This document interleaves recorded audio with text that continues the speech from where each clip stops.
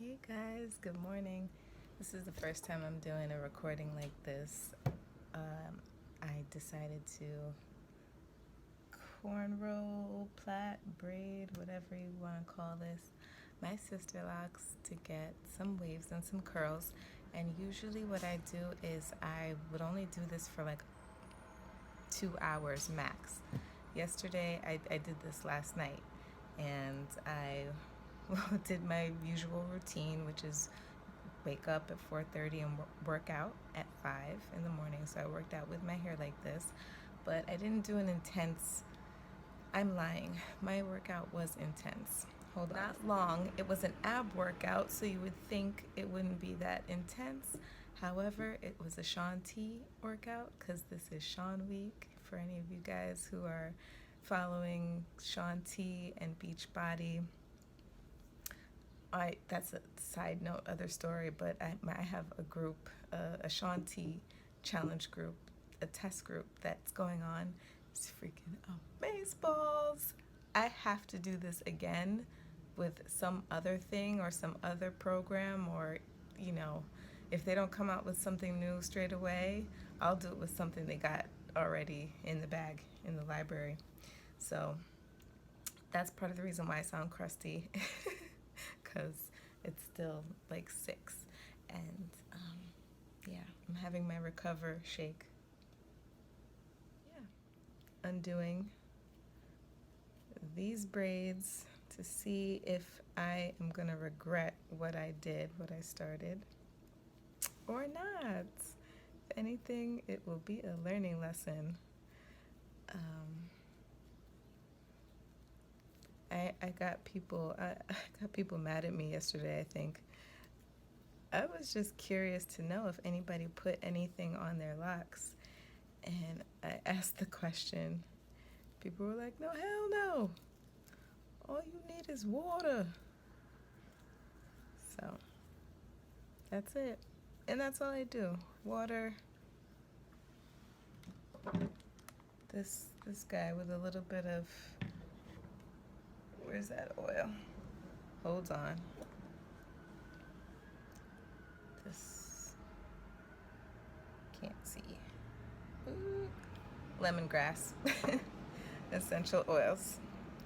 Okay, so right now it's looking, I think that's always been the concern, is like when I do these quote unquote braid outs, it's very skinny once it's first pulled out, but then you know how it goes, it kind of shrinks back up and gets its fullness again. Our hair is so amazing. It's like the incredible shrinky dinks, or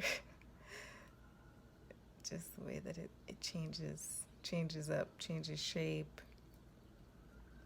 and shrinking and extending and all that. So see, like that, the stretching process makes it flat to the head, flat to the head. I think I'm still sleepy. Slash, I'm like high off of that boys workout. I'm tell you, man, Shaun T is a mother freaking amazing.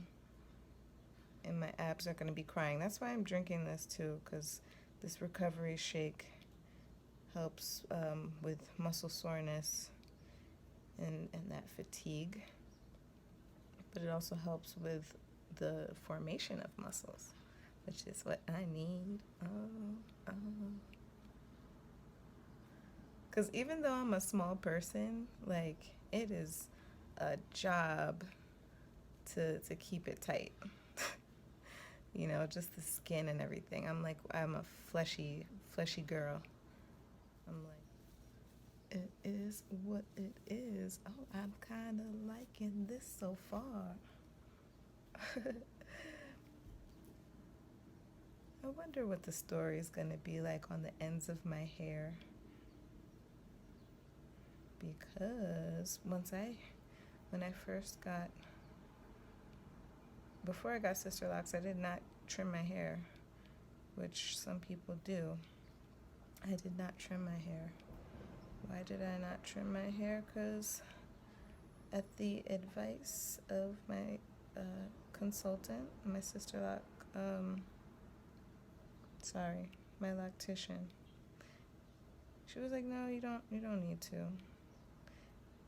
Because furthermore, what I did not realize, I mean, I knew, but I didn't know it was going to be that serious. But the shrinkage was ridiculous. Like, the shrinkage was 50% or more of the length that I had. So if I was to take off 3 inches, 4 inches of hair, I wouldn't have been happy.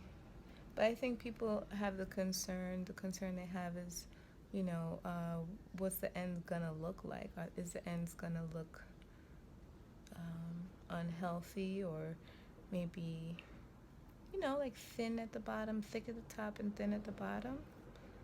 But I haven't really noticed that. I guess you could kind of see it now when you do a style like this and you take it out at the ends. At the bottom it looks a little bit frayed, but I think what'll happen is, I don't know, over time they'll probably will, when the lock actually really fully forms, because my locks are only, let me see, I'm about at the end of this week, that will be 4 months. The end of this week will be 4 months. So 4 months, your hair's not locking yet. Unless, I don't know, you just see your hair is coarse enough to lock quickly. Which is what I was told. I was told my hair would lock quickly, so I was excited about that. That was the feeling that I had, that I was like, oh, yes, my hair is finally good for something. Because, we have been told indirectly and directly that we don't have good hair. Air quotes, good hair, bad hair. I remember hearing that growing up. Oh my God, and you know that girl? Yeah, the one with the nice hair, with the really nice hair. No, I'm sorry, they wouldn't even say nice hair. They'd be like, with the good hair, putting a quality on it. Judgments of the hair, good and bad hair. What makes somebody's hair bad? Just the fact that they were born with it? Something they can't control? They're inherently bad then because of that hair? I definitely remember those messages, and of course it would come from even the people closest to you. Your own mother, you'd hear her say it. And I remember as I got older, and when I realized, especially when I went to college, and I was so blessed to be in a school that was extremely diverse. I mean, children weren't children. I'm always thinking in that state because of my former dance school, but students were practically adults at the time. We are an adult, 18. You're legally an adult. But anyway, people there from all over, different countries, everything. That was the time when I started to see and the beauty in the spectrum across, and see people with their hair natural, people with their hair in afros, people with their hair in dreadlocks. Don't remember if I saw anybody with Sisterlocks, but I'm sure they did. Somebody did have it, and I just didn't even pay attention, because my hard wiring in here wasn't set up to recognize that even as an option, much less something as beautiful and a beautiful styling choice. But yeah, it was that point in time when I would know that wasn't cool to be characterizing people's hair as good or bad, and I would have to correct my mom.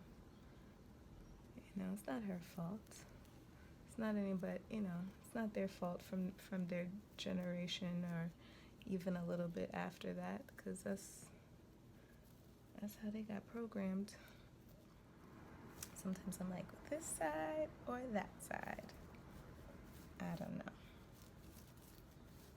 But I'll say my locks are probably getting closer to the formation period, because I remember when I used to try to pull this thing off of braiding, and when I would take it out, my hair would be like, why'd you do that?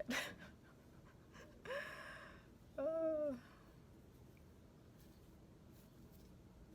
And just another random thing that came to my mind is that from the time I stopped relaxing my hair and wearing it in, you know, a twist out or a little afro or something, that was the time when I would get the most compliments on my hair. Not when I had a relaxer, you know. Although when I used to have a relaxer and I got a fresh perm, I noticed I would get more eyeballs on me from I think from Latino men.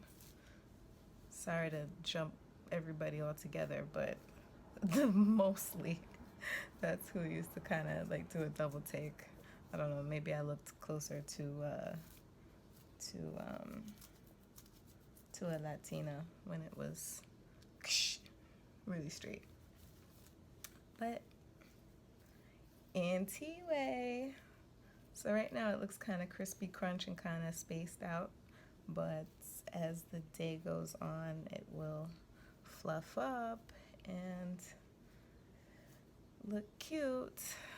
So I'll try to style it in a second. Not style it, but move it around. Move it around town. Right now, I don't know what I'm doing. I'm like, do I go this way or do I go that way? Or do I go straight back? Maybe I should try to go straight back with it. Something like that. I've always liked a little bit of height up here. Height in the crown because of the shape of my head, my long head. Anyway, thanks for watching me and my randomness. Thanks for subscribing to Miss Myths. I appreciate you guys. All right, till next time.